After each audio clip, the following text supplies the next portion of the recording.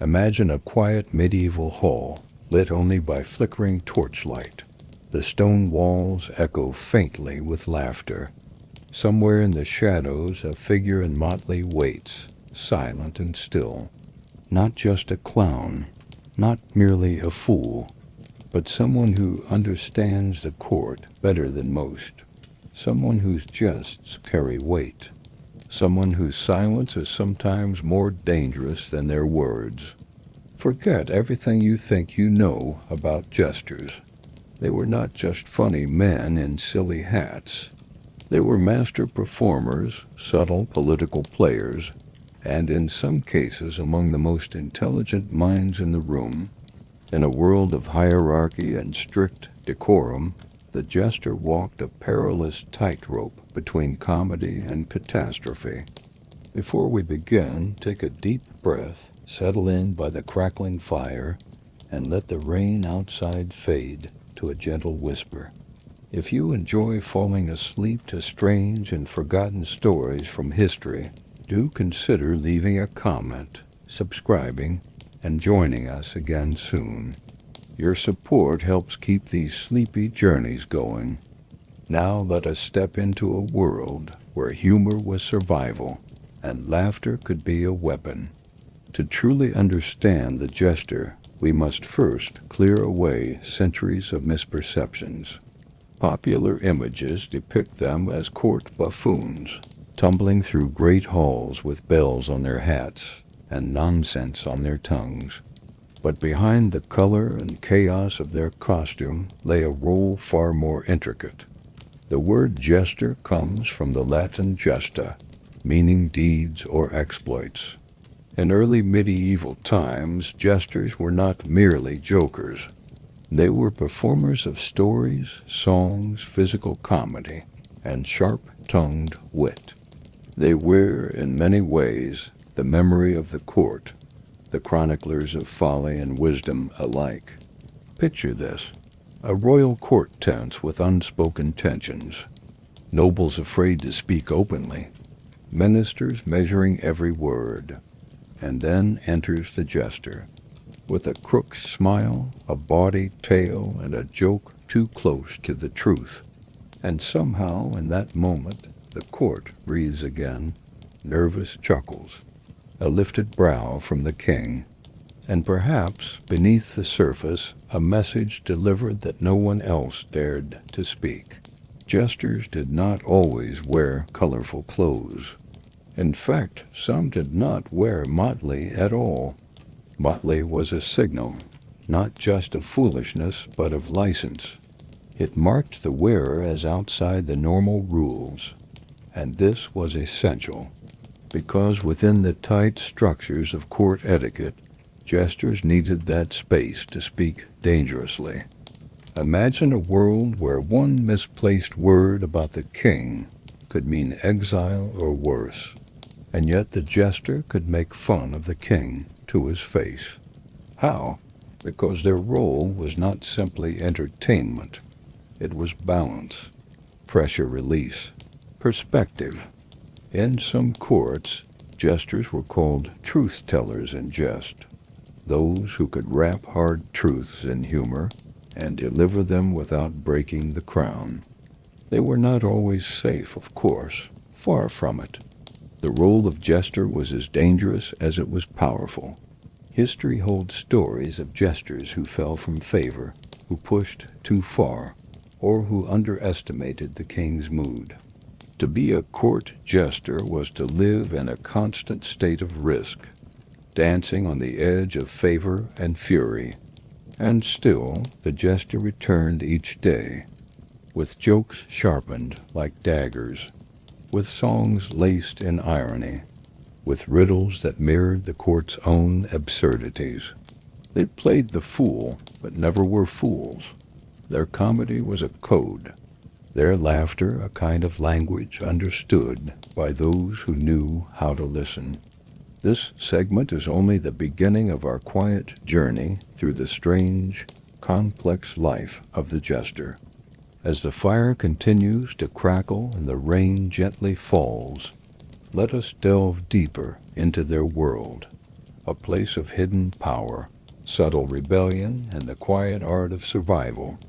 In our next segment, we will step behind the throne and explore the Jester's unique place at the royal side, a companion both trusted and feared. Close your eyes if you wish, and drift gently toward the next chapter. Imagine a grand medieval hall, the air thick with the mingled scents of burning tallow candles, roasted meats, and damp wool. The floor is strewn with rushes, and heavy tapestries line the stone walls, doing little to soften the chill. A hush falls over the room as the monarch raises a jeweled hand. In that moment of silence, all eyes turn toward a lone figure dressed in garishly colored motley, a jangling cap tilted askew on his head. He bows deeply, and with an exaggerated flourish, he prepares to speak. But what he is about to say is no mere joke. This man, the court jester, is not simply entertainment for bored aristocrats. He is the only soul in the entire kingdom who can dare poke fun at the king without inviting the executioner Zezblade.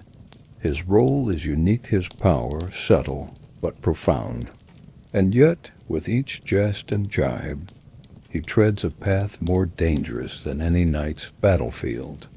To truly understand the court jester, we must begin here, in the throne room within the very heart of power. Jesters were fixtures in royal courts across medieval Europe, and beyond trusted yet expendable. They were the mirrors to monarchs, permitted to reflect uncomfortable truths under the guise of comedy. Their laughter masked a dangerous game of diplomacy, delicately balancing wit with survival. Some jesters had astonishing access. They dined with kings, whispered jokes during solemn councils, and amused queens in the solitude of their private chambers. They could stroll casually into a room where nobles dared not tread without invitation. Their motley outfit, in all its garish absurdity, acted like a key opening doors that remained tightly shut to others of low birth.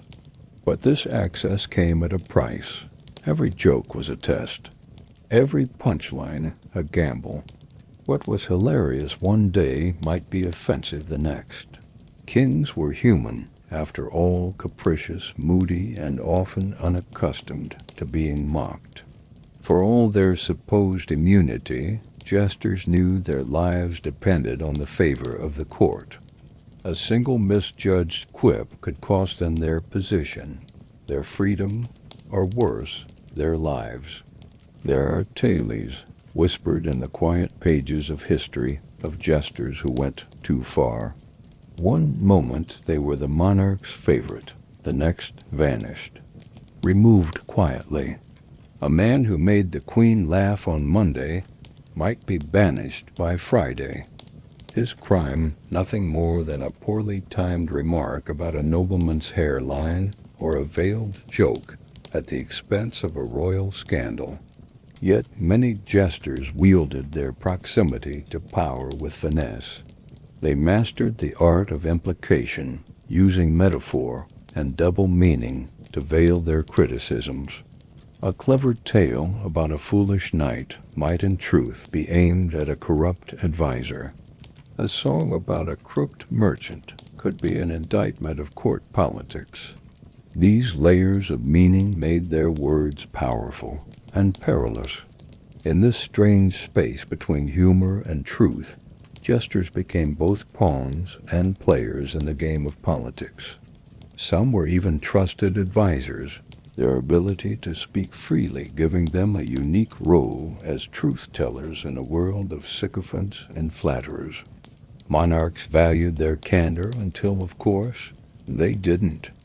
The French jester Tribolet famously insulted King Francis I when the king, furious, sentenced him to death. He offered the jester the mercy of choosing his own method of execution. With a bow and a wink, Tribolet replied, "By old age." The king, amused by the cleverness, spared his life. But not all jesters were so lucky. Their status was paradoxical. They were close to the throne, but never truly safe. They could influence kings, yet held no title. They were seen as lowly clowns, yet their words could change the course of a council meeting or tip the scales of royal favor. And so, jesters walked a fine line armed with nothing but their wit, their words, and the ever-present awareness that the line between laughter and offense was perilously thin. In a world of courtly intrigue and hidden daggers, humor was both shield and sword. Tonight, as we rest and drift into sleep, imagine what it meant to wake each morning as a jester, knowing that your job was not just to make the king laugh, but to read his every mood, predict his whims, and navigate a court filled with jealousy, ambition, and silent threats. The stakes were high, the rules unwritten, and the cost of failure silencing. We now move from the throne room to the training grounds, where the laughter was born not of foolishness, but of skill. Beneath the painted face and jingling bells of the medieval court jester was a mind trained for more than mischief. What most never realize is that being a fool was no foolish task. It demanded a peculiar brilliance, the kind that could read a rune faster than a noble could draw a sword, and entertain with a wit that danced as lightly as it cut deep. Let us step slowly into the lesser-known world of jester training. Imagine you are a young boy or girl born not into nobility, but into poverty, or perhaps abandoned and taken in by a traveling troupe. You are sharp-tongued, agile, quick with your thoughts and quicker with your hands. And someone, somewhere, sees in you the potential to entertain kings, not as a knight or scholar, but as something stranger and rarer, a professional fool. The training begins with observation. For days or weeks, you are told simply to watch the expressions of others, the rising tension in a room, the subtle shifts of mood that could turn a performance from funny to fatal. A good jester must know when to push, when to pull back, and when to disappear into the background entirely. You learn early that your safety lies not in your master's love, but in your ability to read them like an open scroll. Physical training follows soon after. Tumbling, acrobatics, balancing acts, your body becomes your tool, your stage, your defense. In a world where jesters sometimes faced physical threats if their jokes landed poorly, agility was as much survival as it was showmanship. You train your reflexes to move with grace and precision, all while appearing spontaneous and foolish. You are also taught musical instruments, the lute, the flute, perhaps even bagpipes. Your voice is trained in song and mimicry, your ears taught to pick up accents and dialects, allowing you to mock your betters just enough to amuse them.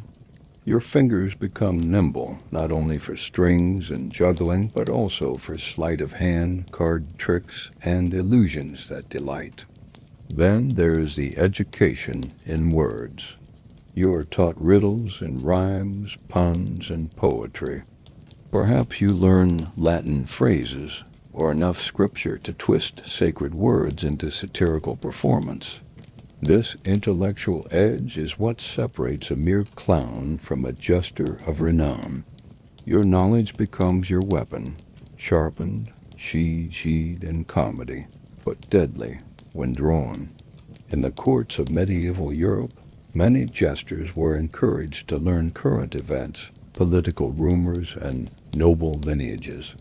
They needed this knowledge not just to stay relevant, but to make their jokes sting with timely accuracy.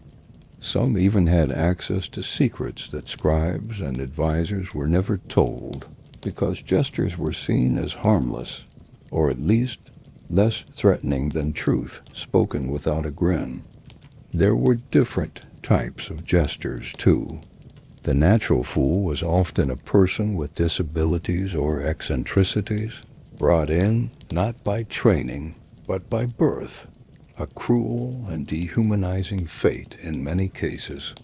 The artificial fool, by contrast, was someone trained in performance. These were the jesters who learned their craft like any other artisan, with care and calculation behind every accidental pratfall or witty remark. Sometimes jesters were trained in mimicry and impersonation. They could mock a rival noble's speech or imitate a clergyman's sermon with such precision that the court would erupt in laughter. But it was a dangerous art. Go too far, and you might end up in a dungeon rather than on a stage.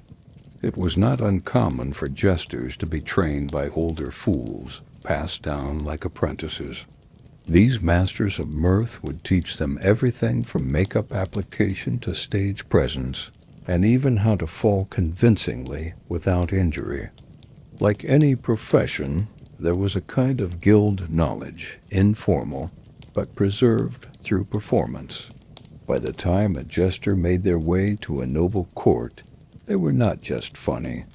They were walking libraries of satire, gymnasts of emotion, and actors of truth disguised as comedy. Their training was lifelong, evolving with each new ruler, each new audience, each shift in the winds of power.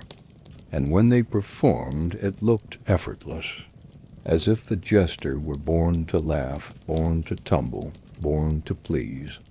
But you, now lying under your covers with the crackling of a fireplace in your ears, you now know the truth behind the painted mask. There was training, there was discipline, there was fear, and there was pride, and a role that no one else could play quite the same. The fire crackles gently once more as we return to the dim, gilded halls of a medieval court. Shadows flicker across stone columns and tapestry-covered walls. You hear the faint clinking of goblets and the low hum of conversation. In a quiet alcove, the jester leans against the cold wall, fingertips grazing the smooth ridges of the bells stitched into his cap. His next performance will begin soon, but it will not be just jokes. It will be something far riskier, because in this world of velvet and thrones, truth is a dangerous thing, and the jester walks a tightrope between entertainment and execution. To understand how perilous this role truly was, one must first understand the unique position jesters held. They were not merely fools.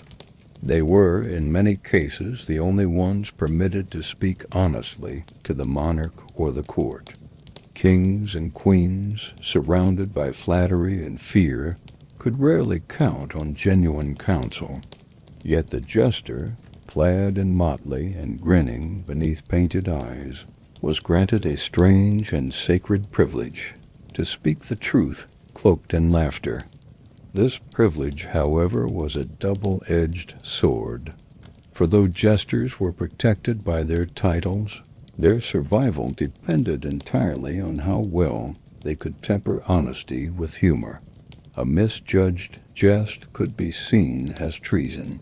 A joke that touched too raw a nerve could result in banishment. Or worse, imagine a medieval court in session. The king is tense, his mood soured by the failure of a campaign or the treachery of a noble. The jester is summoned to lighten the mood. But the jester sees more than a sulking monarch. He sees a leader whose actions have led to unrest, whose pride has blinded him. And so, with a grin and a flourish, the jester delivers a tale, a parable thinly veiled, about a rooster who believed himself an eagle. The court chuckles. The message is clear, but will the king find it amusing or offensive? In many cases, monarchs valued this form of truth. Henry VIII of England famously kept a jester named Will Somers, whose frank words could pierce the king's vanity. Somers lived a long life at court, surviving the whims of a notoriously volatile monarch. But even he knew the rules of the game. The truth must always be soft, wrapped in wordplay, delivered with a smile and a bowed head. In Russia, Tsar Peter the Great employed jesters who were encouraged to mock the nobility, revealing the hypocrisy of the elite. These jesters became political tools, agents of critique who danced on the edge of danger. In such moments, humor became a kind of camouflage. The jester's motley was a shield, his laughter a sword. But not all monarchs were so forgiving. In France, jesters who offended the crown could be exiled from court or thrown into the dungeon. In some stories, their fates were left unwritten, as if to quietly remind others of the cost of overstepping. The very thing that made jesters valuable, their honesty, also made them expendable. To survive, jesters developed an acute sense of timing, tone, and audience. They read the room with the skill of a diplomat.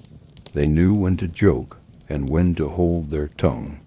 Some jesters rehearsed multiple versions of the same tale, ready to pivot depending on the monarch's expression. Others used props or puppets to deliver biting satire at a safe distance, allowing them to disavow the joke if it landed poorly. There were times when the jester's performances became acts of quiet rebellion. In Renaissance Italy, a jester might compose a sonnet that mocked the vanity of the court while praising a humble peasant. In Elizabethan England, a well-placed pun could call attention to corruption without ever saying the word. These jesters were not fools. They were poets, playwrights, social critics in disguise. Outside the court, the jester's legacy extended to the stage. Shakespeare, who filled his plays with fools and clowns, understood the role of the jester as both comic relief and truth-teller. Characters like Feste in Twelfth Night or the Fool in King Lear voiced insights that no other character dared say aloud. They questioned authority, exposed folly, and guided the audience and the king toward deeper truths. These characters reflected the real-life jesters who for centuries had balanced wit with wisdom. Yet for all their cleverness, jesters remained vulnerable. Their position depended entirely on the mood of their monarch. A joke that once earned laughter could, in a moment of rage, lead to silence and exile. And so many jesters lived in a state of quiet tension. They smiled outwardly, but inwardly they weighed every word, every gesture. Their laughter hid calculation. Their merriment concealed mastery. It is a strange paradox. The jester, who seemed to wield the least power in the court, often had the most dangerous job of all. He was the mirror, the conscience, the pressure valve in a society bound by strict hierarchies.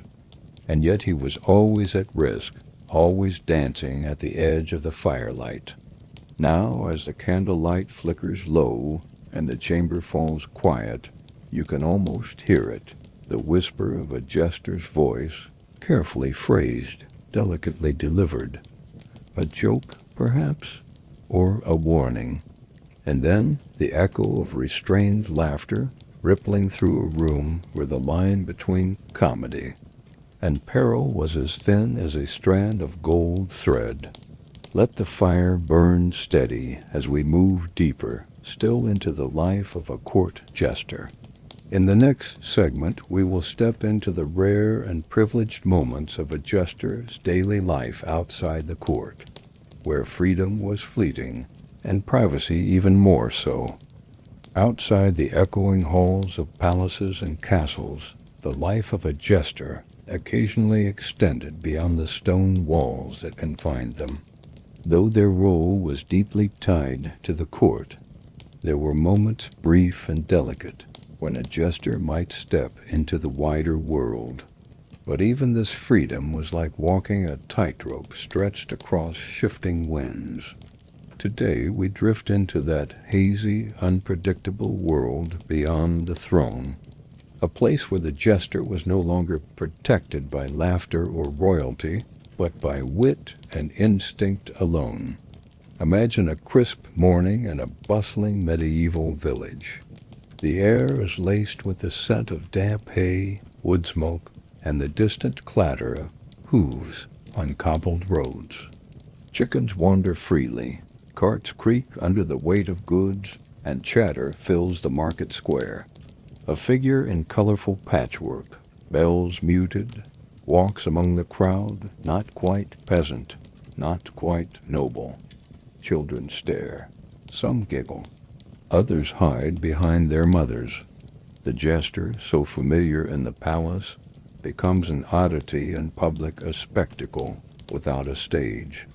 The world beyond the court was not always kind to jesters.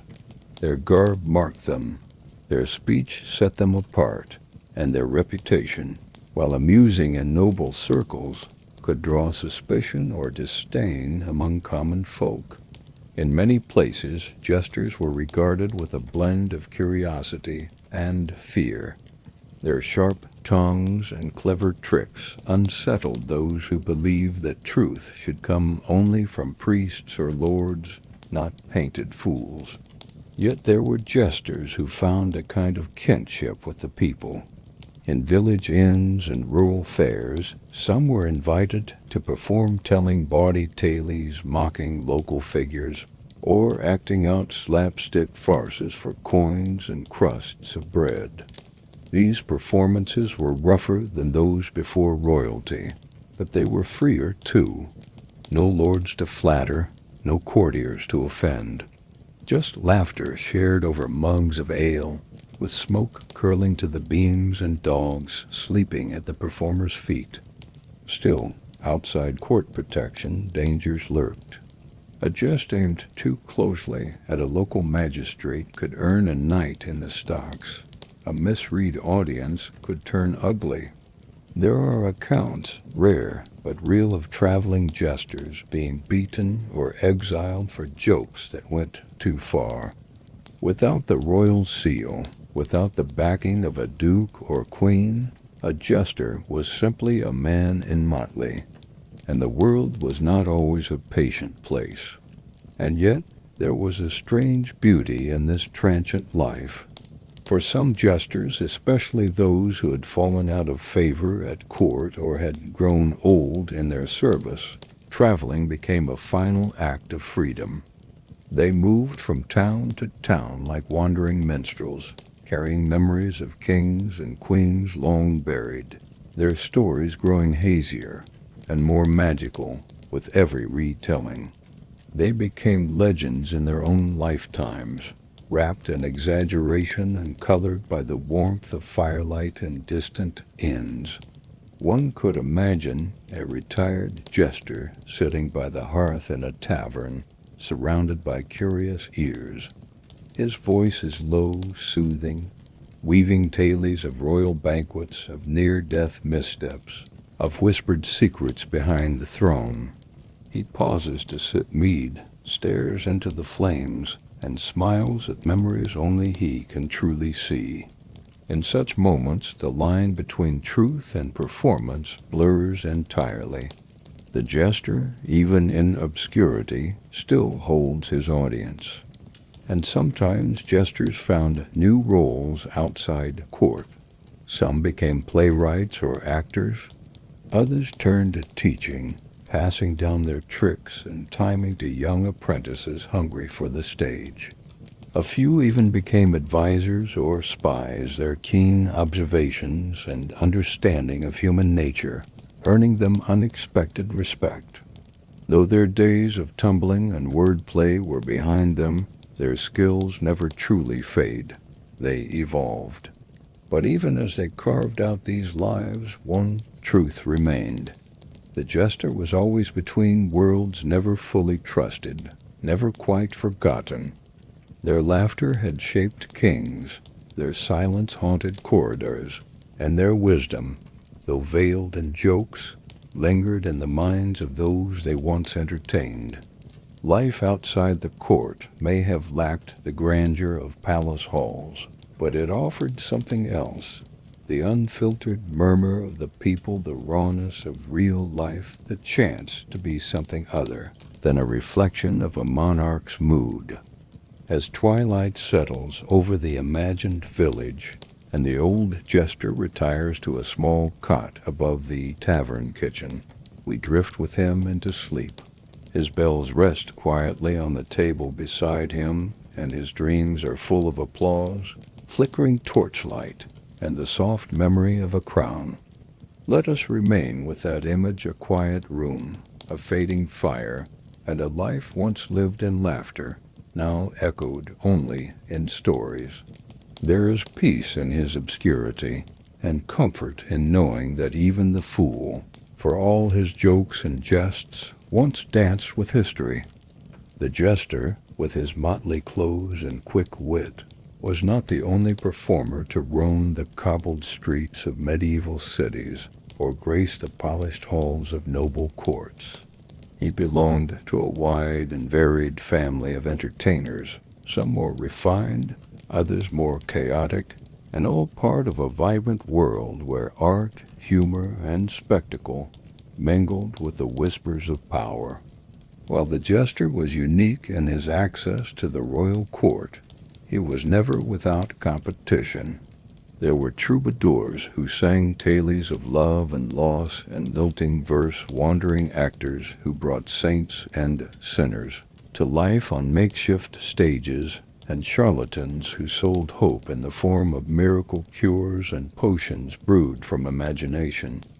Tonight, as we drift deeper into this forgotten history, we will explore the world of these rival performers, those who shared the jester's stage, threatened his purpose, and sometimes even surpassed his popularity.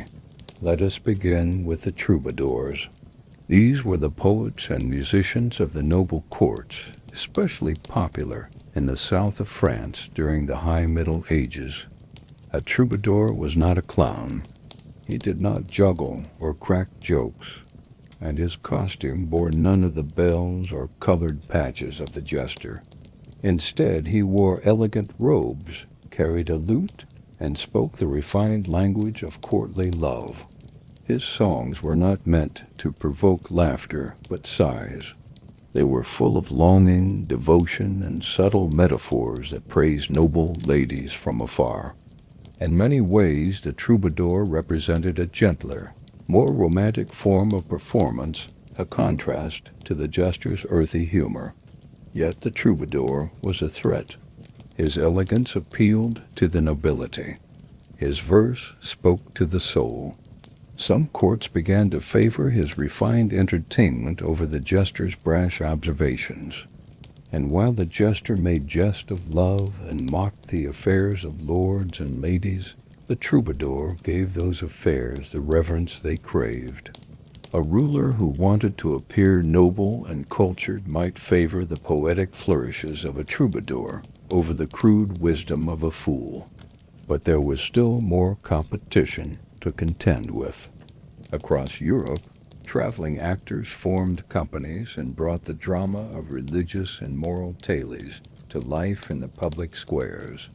Their stages were temporary, sometimes little more than a platform in a field or a wagon drawn by horses.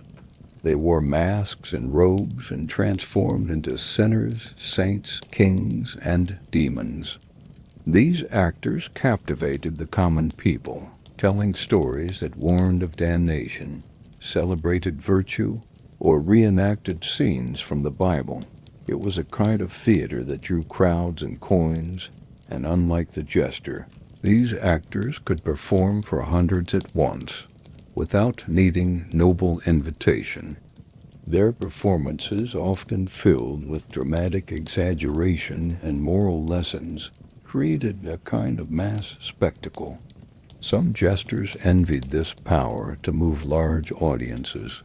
Others scoffed at the lack of improvisation and wit. Still, the traveling actors occupied a space that overlapped with the jester's domain, the realm of public storytelling, of engaging hearts and minds through performance. And though their styles differed, their goals were the same: to leave an impression, to entertain, to matter. Then there were the charlatans, a different breed entirely. These were the loud, flamboyant hucksters who set up shop in town squares with brightly painted carts and fast-talking speeches. They were part showman, part con man. One moment they were juggling, the next moment they were selling an elixir that promised to cure all illness. They captivated crowds with magic tricks and exaggerated tailies, only to part them from their coins through charm and deceit. Their performances were not sanctioned by courts or clergy. They operated on the fringes, in the gaps between law and laughter. Yet they, too, posed a danger to the jester. Charlatans were unpredictable and fast. They understood the art of capturing attention and holding it hostage. Their boldness could eclipse the jester's careful cleverness. And to a crowd gathered in a muddy square, a jester's wit might seem slow compared to the spectacle of fire-eating or sleight of hand. The jester's art required attention and reflection. The charlatan's art required neither only amazement and the promise of something more. Still, the jester endured. What set the jester apart in the end was access and honesty. The troubadour sang of love, but he did not joke about it to a king's face. The actor portrayed virtue, but only in costume and script. The charlatan stirred excitement, but he sold illusions. The jester, for all his color and jest, was something else entirely. It was truth hidden in laughter, and laughter offered to power. He could whisper uncomfortable wisdom in a court filled with silence. He could expose vanity, point out foolishness, and remind kings that even they could be mocked. And in doing so, he often outlasted his rivals. Even so, there were times when the jester shared the stage. During great festivals and courtly feasts, troubadours would sing as jesters danced. Actors would perform while jesters warmed the crowd.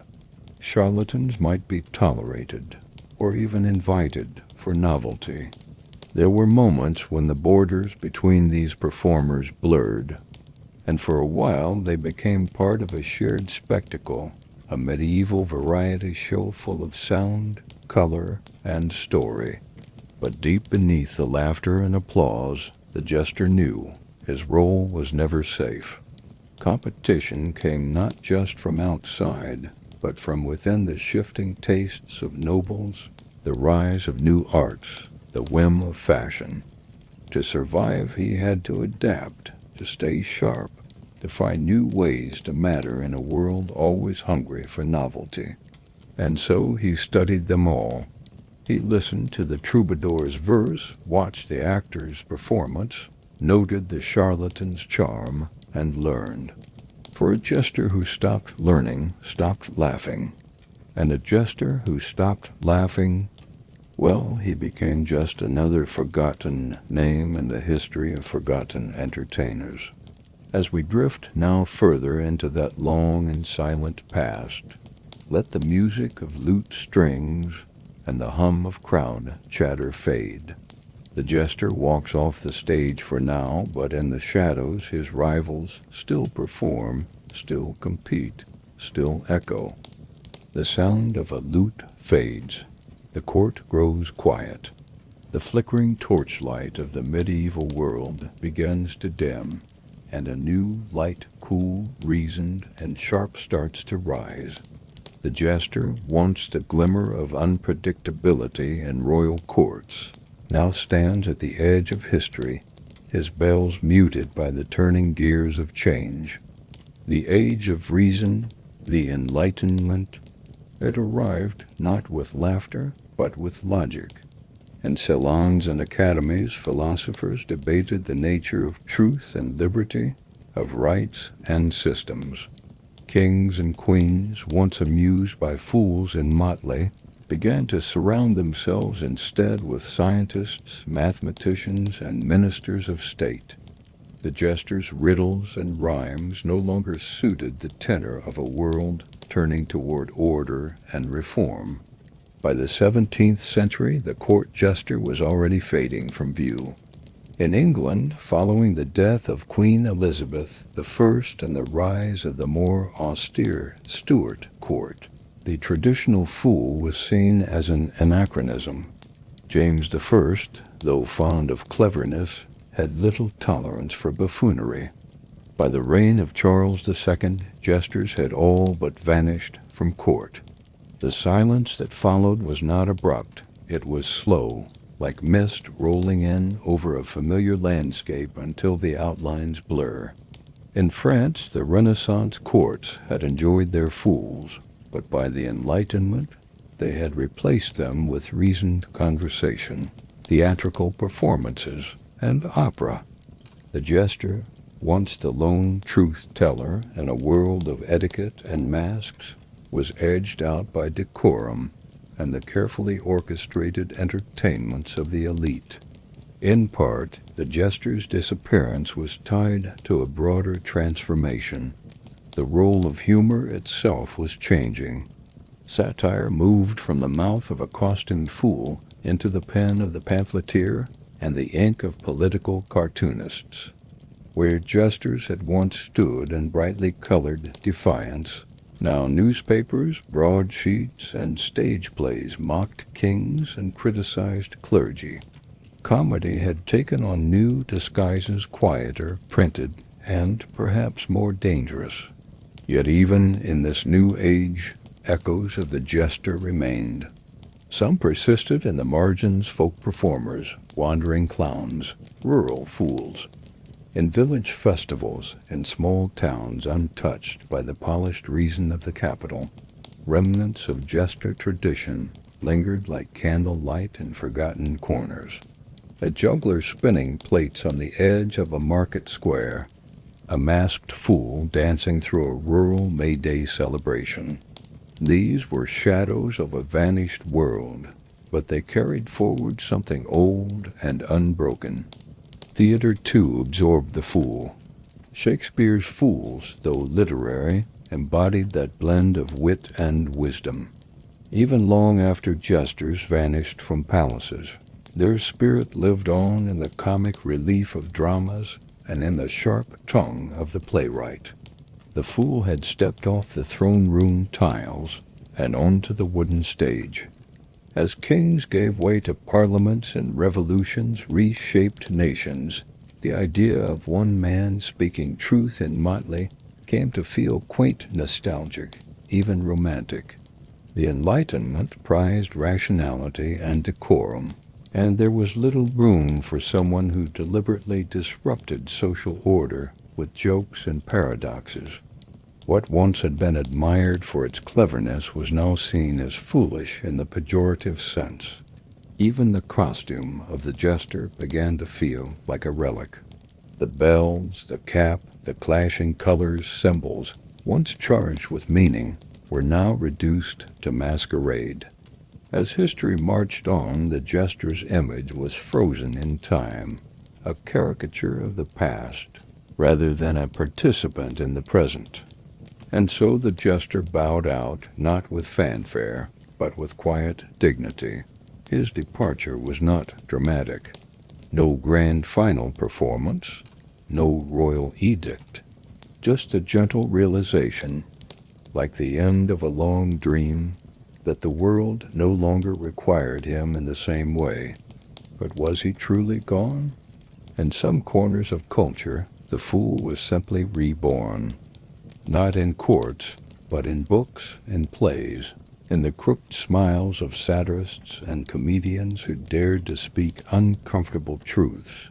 The costume changed, the setting changed, but the impulse remained, to laugh, to question, to reveal, to provoke. The jester may have vanished from the palace, but his soul wandered on. The fire in the castle hearth is dimmed now, casting longer shadows across the stone floors. The audience is gone, the crown has been passed to another age, and the jester once center stage has faded from the halls of power. But like the faint scent of old perfume lingering in ancient velvet, the jester never truly left us. He merely transformed, slipping from courtly banquets into the boundless realms of story, art, and imagination. To trace the jester's legacy is to walk quietly through the winding corridors of literature and performance, where his spirit has endured far beyond the physical bounds of time and place. The jester became a symbol fluid, contradictory, and enduring. In many ways, he came to represent not just comedy, but contradiction itself, the wise fool, the mocking mirror, the truth wrapped in riddle. It is no surprise, then, that one of the jester's most famous reincarnations appears in the world of William Shakespeare, who gave the fool a prominent voice in many of his plays. In King Lear, the fool is no buffoon. Rather, he is Lear's conscience, a voice of loyalty and reason hidden beneath cap and bells. He speaks truths no one else dares utter, couching painful realities in riddles and rhymes. When the fool disappears midway through the tragedy, it is as if the last flicker of hope and clarity vanishes with him. Similarly, and as you like it, the character of Touchstone plays the clever clown, navigating the forest of Arden with wit and candor, cutting through the pretense of the other characters with sparkling observations. Shakespeare's fools were often the sanest voices in a mad world, functioning as both commentators and catalysts, softening harsh truth through the balm of humor. They carried the jester's torch from royal courts into the theater, reshaping him as a dramatic device that revealed the fragile nature of human vanity. As time went on and court jesters disappeared from daily life, the archetype lived on in carnivals and commedia dell'arte. The harlequin, Pierrot, and other masked figures borrowed the jester's playfulness, his gestures, and his subversive potential. These figures traveled through France and Italy, their costumes evolving into symbols of whimsy, sadness, or clever rebellion. Painted faces replaced painted words. The jester became a figure on a stage, always laughing, but never quite safe. In the 20th century, the fool returned in new, unexpected forms. The world shaped by industrialism, war, and media had changed, but the need for satire, for reflection, for the jester's mask had not.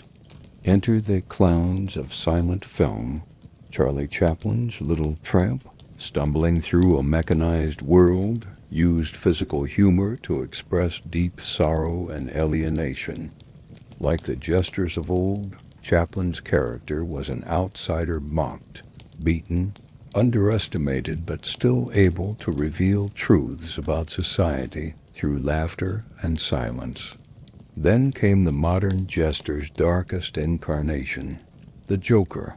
Born in comic books and molded by decades of reinvention, the Joker is perhaps the most unsettling echo of the court jester. No longer bound by loyalty or courtly affection, this modern fool is chaos incarnate. But beneath the makeup, his existence asks many of the same questions posed by his medieval predecessors. Who is truly sane? Who gets to speak truth? And what happens when laughter becomes dangerous? The Joker, like the traditional fool, often reflects the madness of the world around him. Whether in comics, films, or graphic novels, he mocks the structures of order, exposing the cracks in our systems with a smile that chills rather than comforts. In his laughter we hear an echo of something ancient, the jester's ability to challenge kings not with swords, but with absurdity. But not all modern jesters are sinister. Many still play the gentle roles of social commentator and comedic relief. Think of modern comedians, satirists, and talk show hosts, cloaked not in motley, but in microphones and monologues. They speak to power, poke fun at authority, and, like their medieval counterparts, tread the delicate line between offense and insight. A late-night joke, a sketch on stage, a meme that goes viral all carry traces of the jester's ancient wit, adapted to new courts, television, the internet, social media. In literature, too, the jester persists, reborn in fantasy novels, dystopian tales, and magical realism. Authors often use the fool archetype to sneak wisdom into their stories, whether through whimsical narrators, oddball prophets, or sarcastic sidekicks. In Terry Pratchett's Discworld series, for example, the role of the fool is institutionalized in the Guild of Fools, where humor and sorrow intertwine in a subtle commentary on society. The jester has even found new life in video games and animation genres, where exaggerated characters and hidden messages thrive. Whether as tragic backstory, comic relief, or subversive villain, the jester continues to evolve, adapting to each new medium with the same sly smile and dancing step. Through it all, the jester's legacy has remained remarkably consistent. An outsider with insight, a performer with purpose, a figure who wears a mask not to hide but to reveal. And now, as we gently close this chapter, we return to the silence of the medieval halls where it all began. The laughter has faded into the stone. The bells no longer jingle. But somewhere between the pages of a play, the flicker of a screen, or the whisper of a joke told too boldly, the jester lives on. Not just in story, but in spirit. Not just in history, but in us. Let the fire fade. Let the night grow still. The jester has danced his last ... For now, sleep well.